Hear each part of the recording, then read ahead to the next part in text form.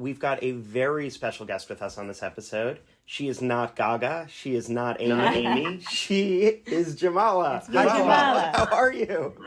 Thank you so much for doing this interview. I am so excited to get to talk with you. I'm such a huge fan of all of your music. So I guess I just want to start right off. You competed first to get into Eurovision with Smile. Oh, the Smile, it was me in that time, at that moment. It was huge inspiration for me. Charlie Chaplin songs, Smile, Smile through your heart is aching, Smile even though it's breaking. It really resonates with me in that moment. And nowadays I see that the song is still alive, but on my concert, I didn't sing it. Because it's not me nowadays, because it's not resonate with me today. As you know, a story about the Bob McFerrin, Don't Worry, Be Happy, that said that stop pushing me to sing this song, because it's not me in this moment. When you talk about the change in who you are as an artist from Smile to now, do you think of that more in terms of how you've changed or how the world has changed or both? I think it's both.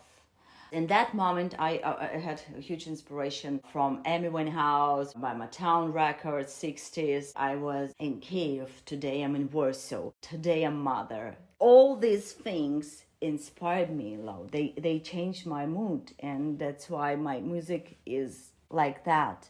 I did want to talk about Karam. What was the research process for that? Like, how did you find the folk songs? How did you go about choosing which ones went on the album?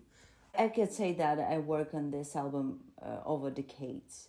This album is my desire to create a strong voice from my homeland Crimea, to tell a story that were previously unknown, rewritten, forgotten, because each song in this album from different part of the Crimea Peninsula, from Yalta, Simferopol, Sevastopol, Jankoy, from sea to the mountains, I found more than music, more than unique melodies, ornamental.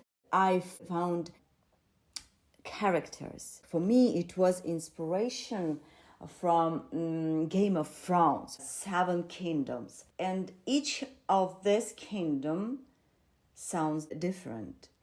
In this album, the song from the seashore, from the Yalta, Sodak, Alushta, they are full of the emotions. They are so romantic, something completely different than people from mountains. Can you imagine all these composers like Avatar by James Horner? They have illusion on some folk song. I have even better. I have these songs and they are real. And these songs are more than hundreds years. And I think you've said this before, that even not understanding the language, when you listen, you feel those emotions. You feel the sort of universality of this song written so long ago could, in a contemporary world, still speak to people. And more than 80 musicians joined to the work on this album, and 5 of them are folk musicians, Crimean Tatar folk musicians. And then the full war started. We almost lost it. The album remained under the fire in Kyiv. Literally, it was under attack. How were you able to rescue it? My friend, my sound engineer, sound producer, Sergei Krutsenko, he was in Kyiv in that moment, and then the Russians' full-scale invasion started. He called me and said, "Oh my God, Jamala, forgive me, I didn't save anything. All information are in recording building. I tried to save it," and he did. Whoa! Yeah, that's amazing. And unfortunately, he died in this January because it was really hard for him to live with all these horrible things in our life, in our days. I'm so sorry to hear that. Yeah, thank you. Obviously, this brings up Putin's war, and I was thinking that So much of what it seems that your project is, and so much of what you do, both with Karam and with 1944, is about history, right? Preserving history. The image that everybody remembers of the roots in the tree in 1944, and then the whole idea of taking all of these folk songs and preserving them. Why is preserving history so important to you as an artist, particularly right now?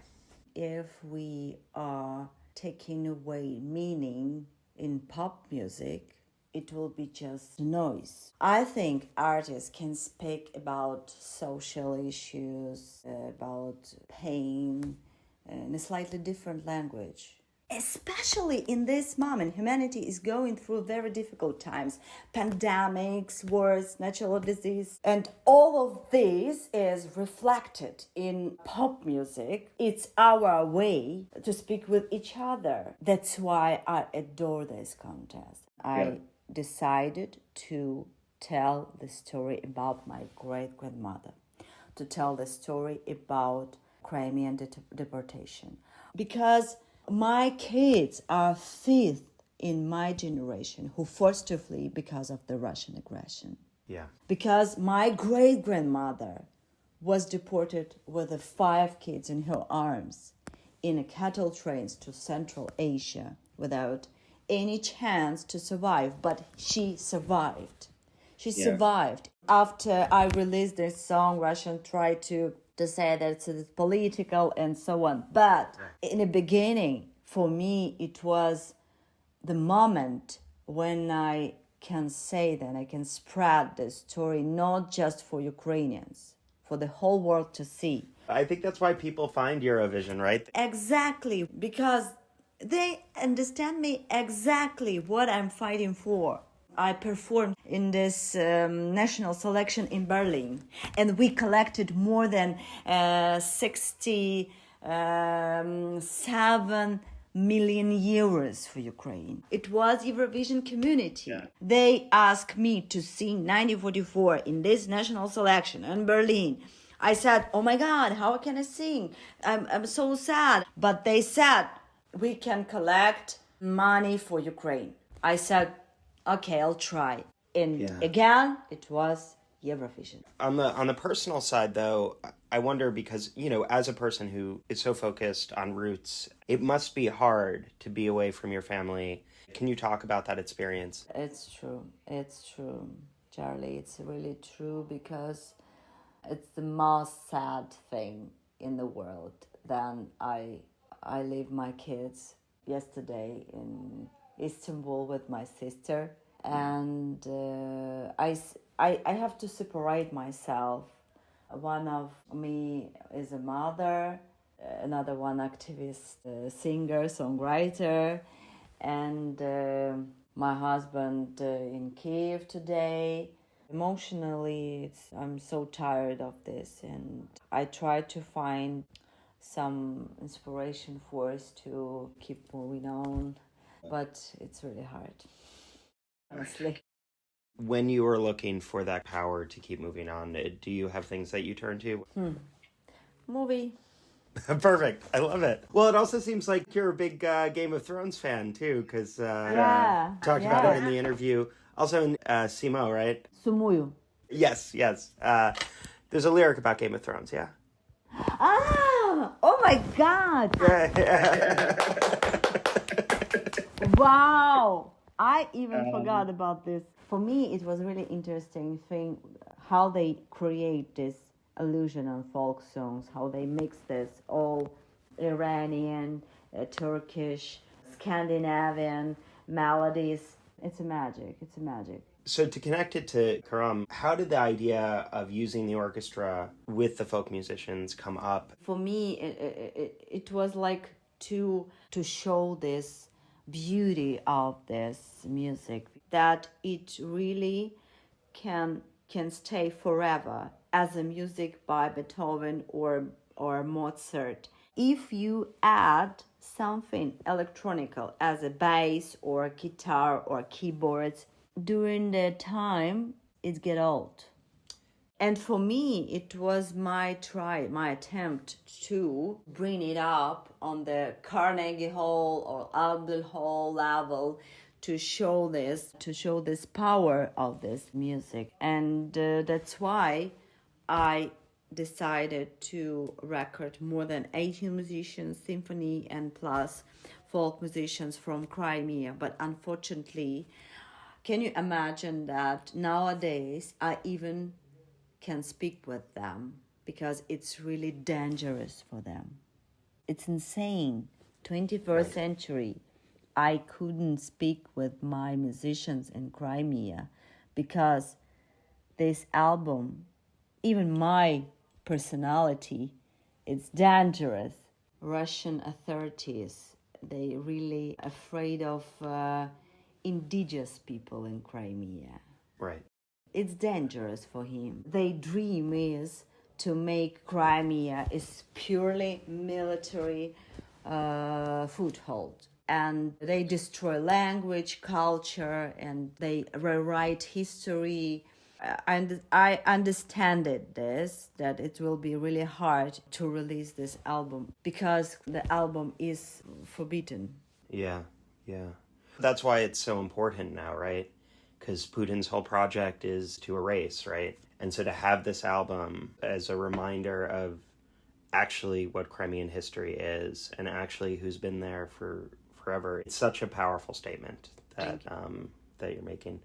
The only other question that I really had is, because we're a podcast that talks mostly about Eurovision, how do you think the organization can continue to support artists who are doing the kind of work that you're doing, and are there changes that you would like to see?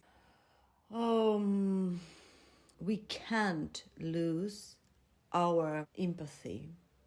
Why I decided to leave in 1944 part without any language, English or Crimean Tatar, despite of that it was for the very first time then Crimean Tatar language sounded on the stage. I decided to show that this part, it's emotional language. You will understand me without any words. You will understand my pain.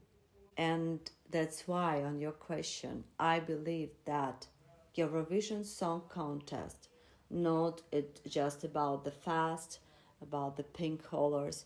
Of course, it's a good features of this contest, but in the same time, it's a great platform for showing that we are human beings.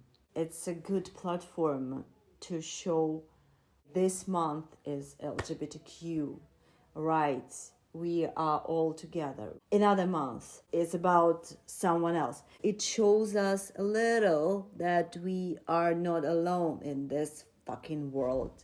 That's the perfect place to end, because I think that speaks to why people come to Eurovision, and certainly why I fell in love with your music, is just the humanity that pours out of everything that you do, which I think is so lovely. So thank you so much for taking the time.